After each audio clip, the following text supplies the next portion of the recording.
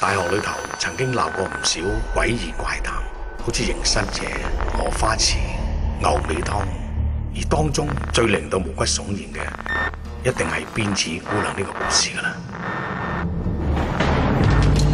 又到哈囉喂，聽人講不如自己做。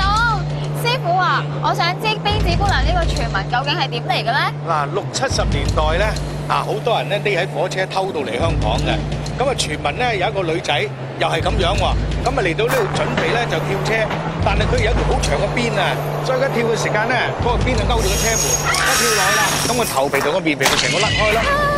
辮子姑娘慘死，佢嘅冤魂就一直徘徊喺學校嘅附近，陰魂不散。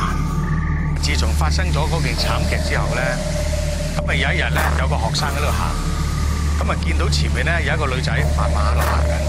咁啊條辮好長㗎喎，咁啊於是咧就好心啦，話你一個人喺度行好危險㗎喎，就行前幾步。喂，小姐，我同埋你一齊啦。咁啊喺呢個時間咧，個女仔擰個面過嚟，原來係冇面啊，就係呢個地方啦。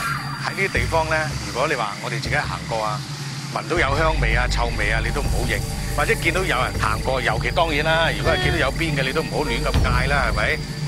因為辮子姑娘佢肯定根本唔知道自己已經過咗身。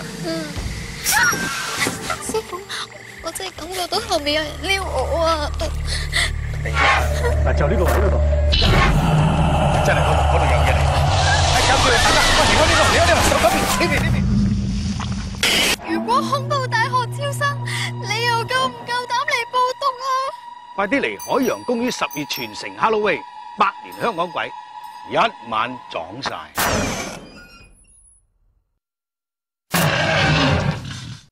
我仲會喺海洋公園親身講鬼，10月31號見。